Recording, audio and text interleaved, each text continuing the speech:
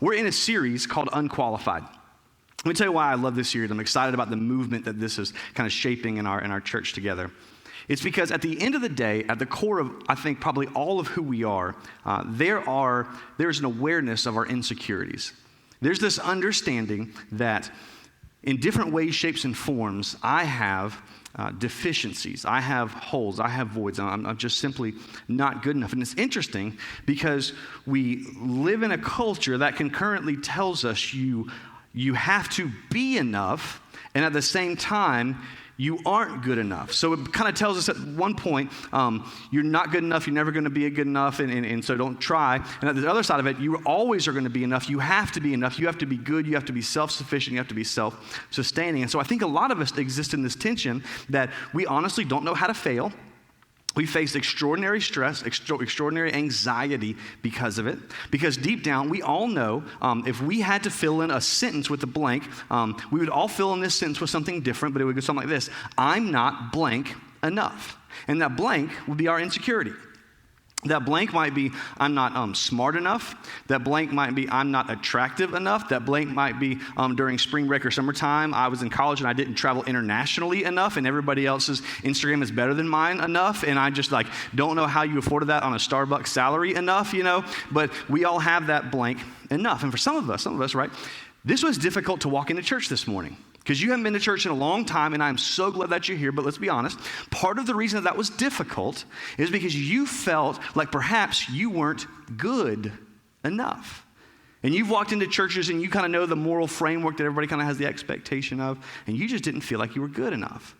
Or you felt like everybody else was going to know more than you, and you weren't smart enough. Maybe you don't feel like you're successful enough. But for all of us, we fill in that blank with something. And what's interesting is I believe that God has called us, each and every person, to do a work for him. That doesn't mean everybody's going to give, the sermon that's in front of the entire, workplace, or the entire campus, or everybody's going to bring thousands of people. But God did not create us so we could exist in our basically mediocre selves. He has called us to do something, called us to do a work, called us to make progress for the kingdom of God. But for all of us, there is something that makes us feel unqualified. There's some insecurity that makes us feel unqualified. And if you're one of the few people in here who doesn't feel like they have that, let me tell you what everybody else in here knows. If you were going to fill in the blank, and again, you're like, man, I don't have anything. I don't have any insecurities. I'm just, I'm so tough. And again, we get it. You drive such a big truck. Wow. You work out how many times a week? Holy cow. Here's what everybody else in the room is going to fill in the blank for you, but you just don't know it yet. I am not humble enough, okay? I am not self-aware enough. I need to get a life enough, all right? So just on behalf of all offensiveness, you are offended now. So the truth is, again, we all feel that.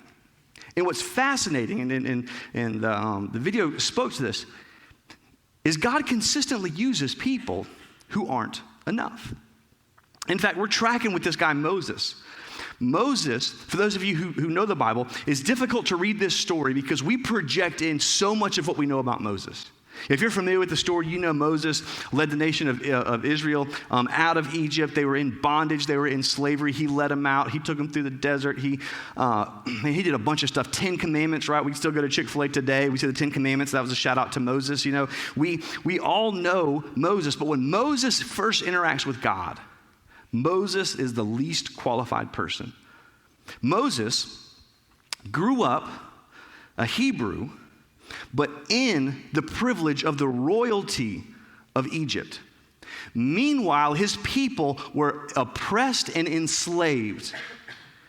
And so Moses had this probably internal tension that said, these are my people who are being brutally beaten, sometimes killed. These are my people who are being brutally oppressed. And at the same time, I live in this sense of privilege, which naturally all the people of Israel probably would have looked at Moses with resentment.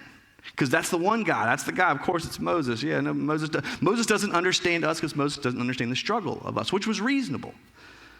Well, so Moses one day decides to do something. Sees an Egyptian being, kind of rough with one of the Hebrew slaves, and he intercedes on behalf of the Hebrew slave, and he ends up killing the Egyptian. So Moses can throw hands in the name of, Yahweh. Anyways, so Moses could throw hands. Moses killed a guy. He, perhaps was trying to free, was trying to, start to go towards that side of how I can help to liberate the nation. The next day, Moses sees a couple Hebrews fighting. He starts to break it up. He says, why are you guys fighting? They said, what are you going to do? You going to kill us too? And Moses said, oh, no, because he thought it was kind of squashed before that. And so Moses has now killed an Egyptian, which people are starting to find out about, which means that Moses has to run from the Egyptians. Moses is not liked by the Hebrew people, so Moses has to run from the Hebrew people as well, and he takes off into the desert, where he gets picked up by this priest of Midian, and his father-in-law's name was Jethro. And again, you are not doing good in life if your father-in-law's name is Jethro. And for any Jethros in here, I apologize. I'm just kidding, okay? But he talks, and he spends about 40 years wandering the desert with this pagan priest and this pagan family. And what's interesting is, Moses then, on the backside of what he would probably describe as a mountain of nowhere, has an interaction with God where God calls him to do the most audacious thing, which is to go back to Israel, go back to Egypt, go back to this family that was enslaved, this Hebrew people, this Israel people. Those are interchangeable, by the way. And to go back to them to help to lead them out of slavery, which means he had to both get buy-in from the nation of Israel, his people, and he had to somehow talk Pharaoh into letting his people go. And Moses basically said, are you kidding me? Because Moses was raised in the house of Pharaoh.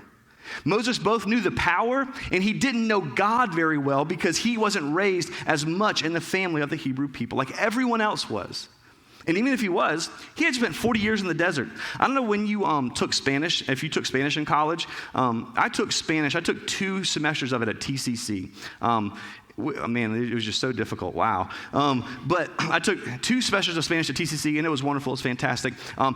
I did what many of us have done, which is like you switch your major, you kind of, adjust a little bit. And all of a sudden, about 2 years later, I had to take Spanish, intermediate Spanish at Florida State. And I remember walking into the class, and the teacher does not speak a word of English. And I'm like, bro, this ain't happening. Like this is like, I don't care what the syllabus says. I kid you not. I walked in and she said something.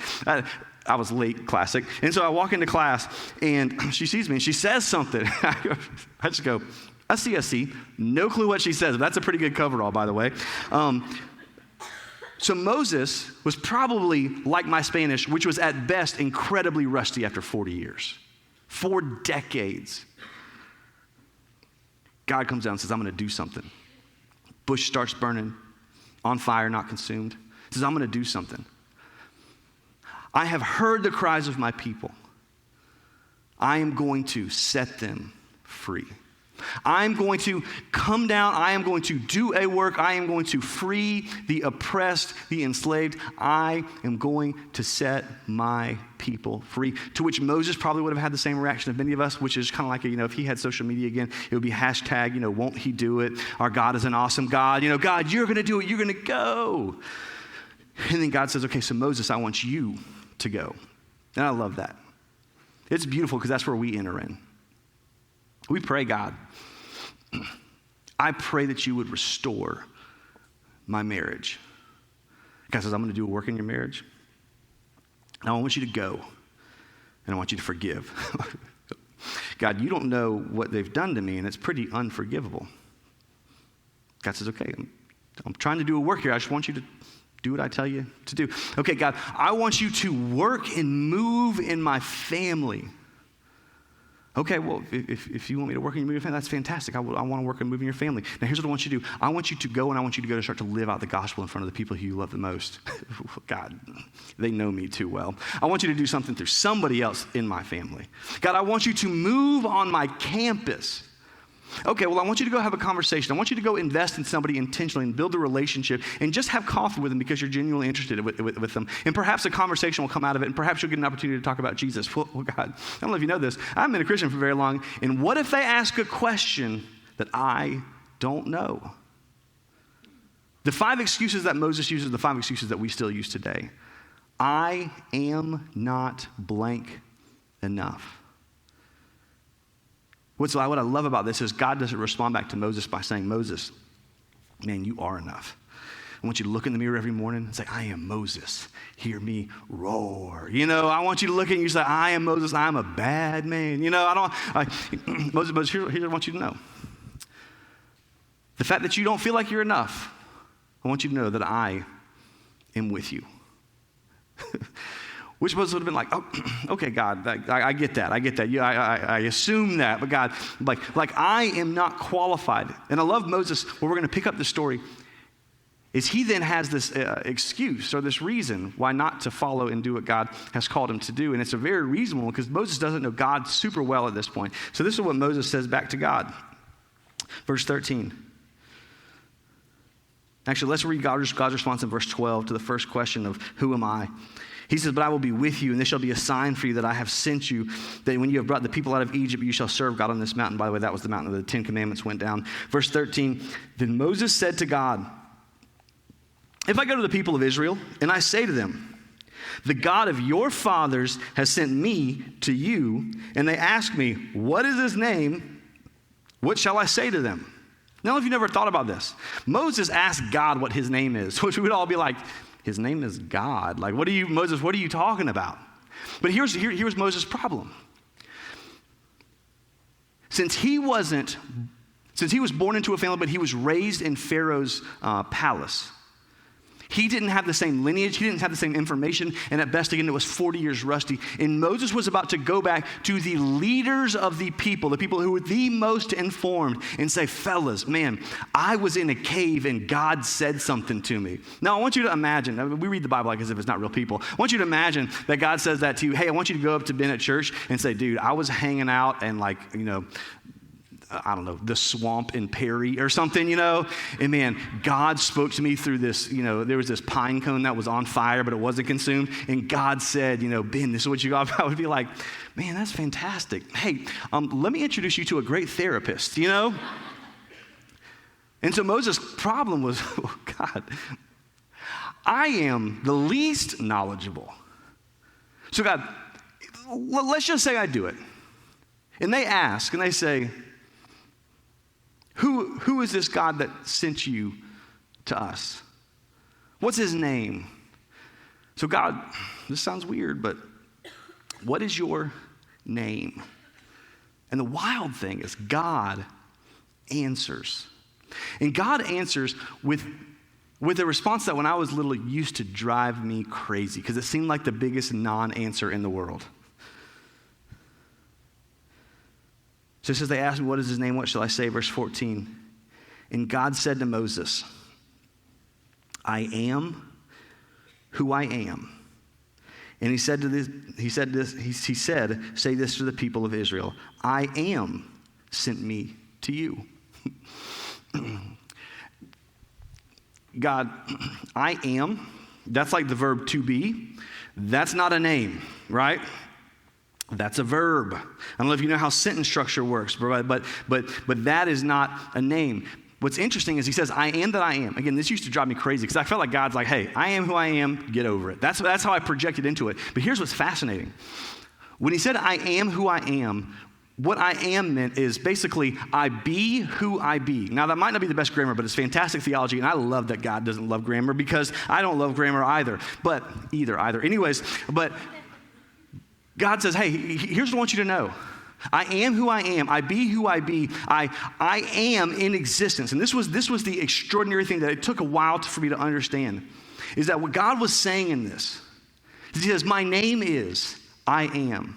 My name is I exist. And the fact that he parlayed I am with I am means basically as you pull apart what the speech was in their day, what the Hebrew text was, is it basically meant that I am the unmoved mover. I am the God who exists, who has always existed, and who will always exist. I am the God who created everything. I am the God who did everything. I am the God who is all powerful. And so I want you to know, Moses, that when you go fill in that blank with I am not, I want you to know, Moses, that I am. I am the author, I am the perfecter, I am the savior, I am enough, I am the deliverer, I am the redeemer, I am the God who you are looking for. And so I want you to go tell these people, I am has sent me to you. So go. You see, last week when we talked about this, towards the end of the sermon, I posed the question, What would you do if you knew God was with you? We'd love to ask the question again. What would you do if you knew you couldn't fail? But what would you do if you knew that God was with you? What step of obedience would you take if you knew that God was with you? But here's what that question presupposes. That you think God is powerful when he is with you. Because if we're being honest, for a lot of us, man, we treat God like he's about as powerful as our best friend. He just kind of exists. He's there. Every once in a while, I'll read something in the Bible, and perhaps it's kind of like a little fortune cookie. I'll read like this little good thing, and I'll kind of take it with me, put it in my pocket, and oh yeah, I learned this verse. He says, no. I am the great I am. If you're a numbers person here, we're going to geek out for a second. If you're an artist, just man, we're going to sing again in a minute. Okay, so you can check back in at that point. One of my favorite classes in college was astronomy. I loved the lab that you would do, and you kind of try to measure this thing. And anyways, here's what was fascinating. Light. Light travels 186,000 miles per second. Basically, about the time that you had to snap your fingers, light just revolved or went around the earth 7 times. Not revolved, it went around. It traveled around the earth 7 different times. 186,000 miles per second. I would say it's lightning fast, but it's not. It's light fast, okay? It is extraordinarily fast, which means that the time that it took the light to leave the sun this morning, even though it was a little bit cloudy earlier on, the time that it took the light to leave the sun, hit planet Earth, was roughly 8 minutes. Approximately 90 million miles in 8 minutes. I wish we had that on our team. Am I right? Just like, hey, anyways. I don't know if you geek out over this stuff, but the closest star to us is about 4 light years away.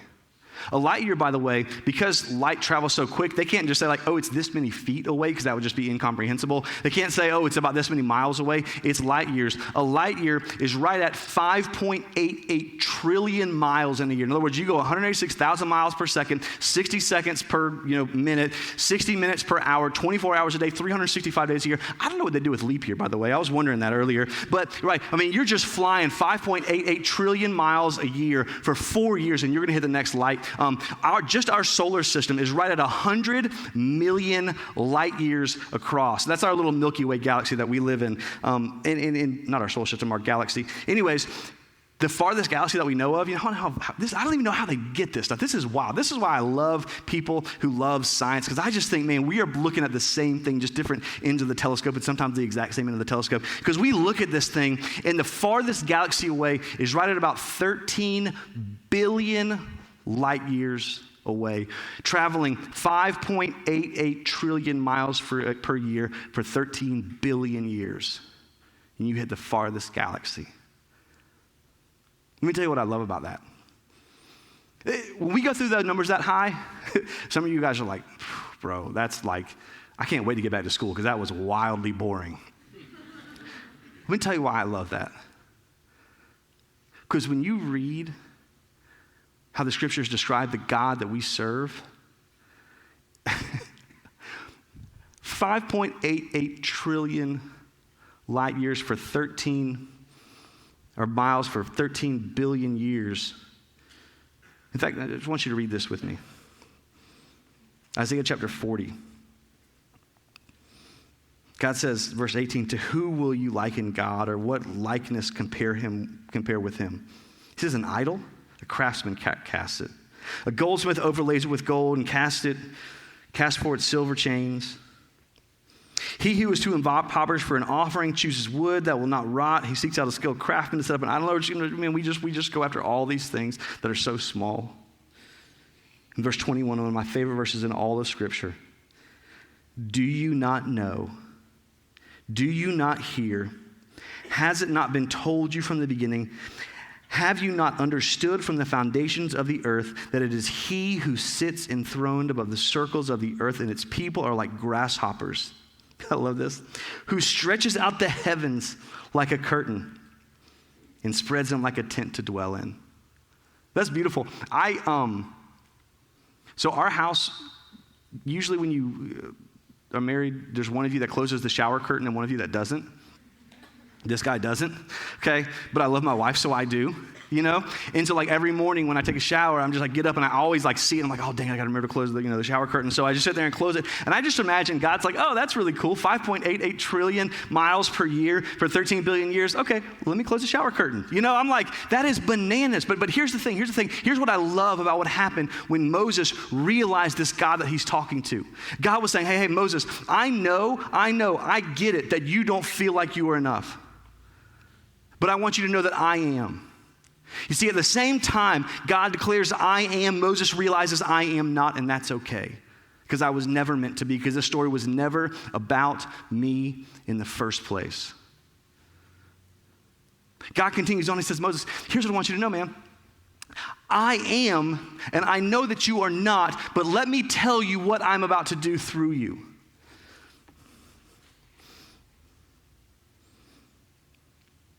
God also said to Moses, he said, tell the people of Israel, the Lord, the God of your fathers, the God of Abraham, Isaac, the God of Jacob has sent me to you. This is my name forever, and thus I am to be remembered throughout all generations. By the way, when you pray to God, you can say like, dear, I am, dear to be, dear be. It'd be interesting, but people around you might look at you weird, but you're biblical. Go and gather the elders of Israel together and say to them, the Lord, the God of our fathers, Abraham, Isaac, has appeared to me saying, I have observed you, what has been done to you in Egypt.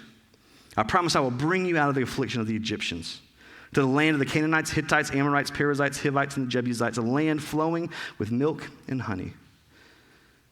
They will listen to your voice, and you and the elders of Israel shall go to the king of Egypt and say to him, the Lord, the God of the Hebrews, has met us, and now please let us go 3 days into the wilderness, that we may sacrifice to the Lord our God. And I want you to know, Moses, that the Israel, the leaders are going to listen to you.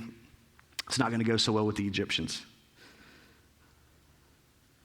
But I know the king of Egypt will not let you go unless compelled by a mighty hand. I feel like at which point God's saying, that's my hand. So I will stretch out my hand and strike Egypt with all the wonders that I will do in it, and that he will let you go. And I will give this people favor in the sight of the Egyptians. And when you go, you shall not go empty, but each woman shall ask of her neighbor. Because Moses, I know that you guys have been working for a long time. You've been enslaved for a long time. You've been going without pay for a long time. And so that you have not gotten paid. And so you're going to ask these people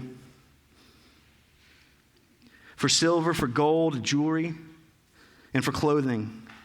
And you shall put them on your sons and on your daughters. And so you shall plunder the Egyptians. Moses had to be like, God, are you kidding me? Like the only people who plunder people are people who are just so monumentally victorious that there is no defense for themselves. God's saying, yeah. Well, Moses is like, God, again, I am unqualified. God said, hey, I want you to know, Moses, I know that you are not, but I want you to know I am. And Moses, what matters in your story is not that you are not, but that you know I am. That you know that I am, and that you know me personally, the great I am. You see, what God invites us into is this beautiful story. This story that we are not the stars of. 99.9999999% of people on planet Earth do not know who you are, do not know who I am, and frankly, probably do not care. But there is one name that will reverberate through the corridors of heaven for all of eternity. The great I am, who, by the way, invited us in the story, invited us to participate in the story.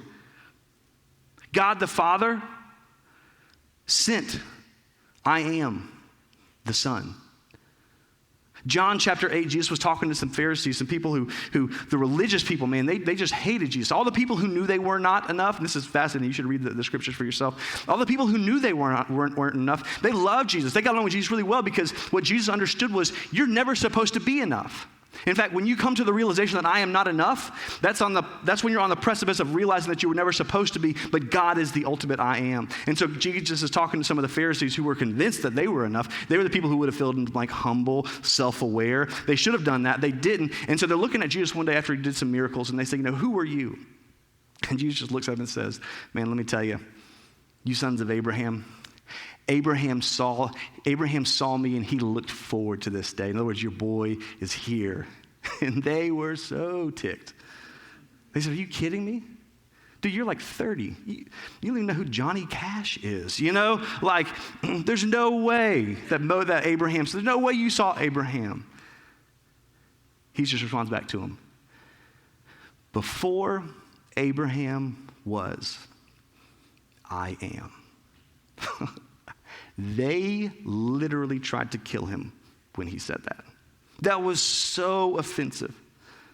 Because he said, you know that God, the God who is mentioned more times, that name, I am, the consonants, YHWH in the Hebrew, that word that is mentioned more times than any other name of God, in fact, basically double the next closest name of God that they would name him, that God is me. And I am here. That the great I am did not just speak by a burning bush. The great I am did not just send 10 commandments, but the great I am knew our total incapable ability to earn our way into his good graces. And Jesus showed up on the scene and says, hey, in case you were wondering, I am cares enough to come and to live among you. And in fact, here was the beautiful thing, that I am cared enough to die.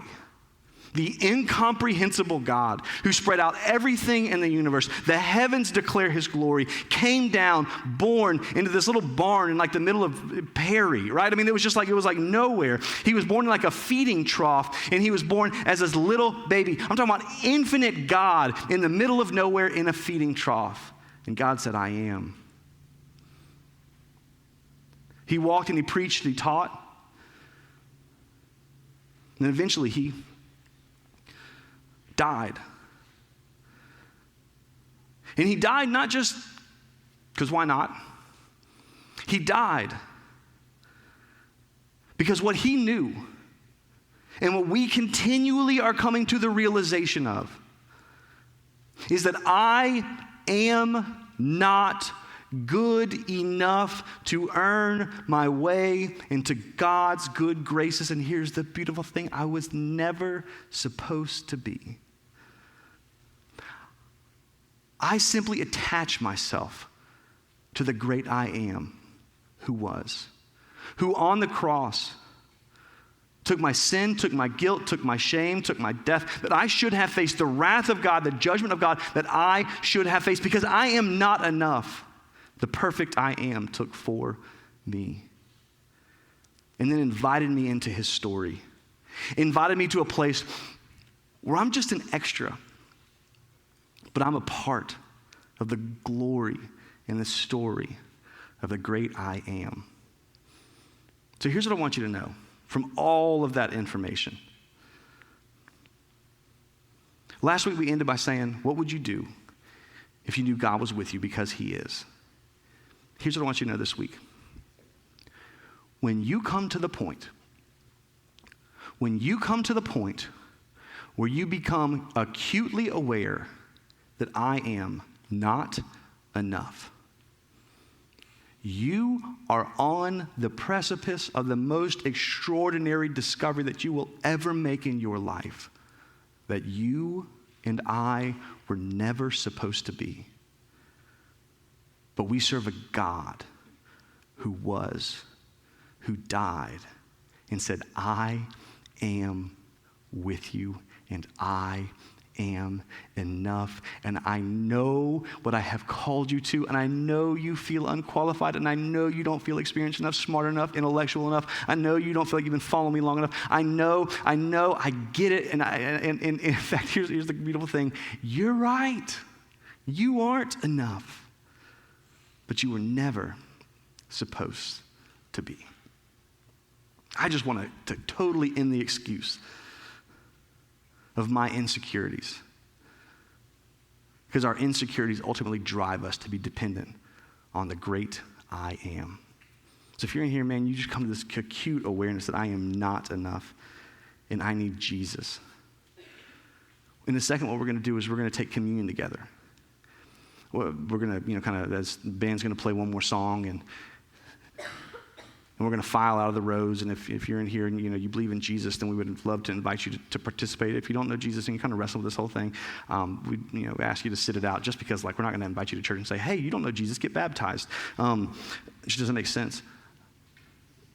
But here's what I want us to do. If that's you, and you've come to the point where you realize that you are not enough and you will never be enough, and that is so totally okay because God never expected you to be, and you want to place your faith, your hope, and trust in Jesus, while we're singing this song, I just want you to pray, God, you are enough. I believe in you, I trust in you, and then I want you to take your first step as a Christian, as a Jesus follower, that you come forward and take communion. The night before Jesus died, got his closest people together, took the bread, broke it, said, this is my body, which is broken for you. Took the cup, they drank some. He said, this is my blood, which is going to be shed for you. I am doing this to create and establish a brand new relationship between the I am and the I am nots. That when you realize I am not, you realize I am came and did this for you. This is a new covenant established by my body and my blood. And I just want us to come and take communion together as a church family with the acknowledgement that I am not enough, but I am attaching myself to I am. I am like this fragile toothpick that cannot do much except for poke a couple people, but I'm duct taping myself to this lead pipe called I am. And we're going to make a massive difference. Let's pray together.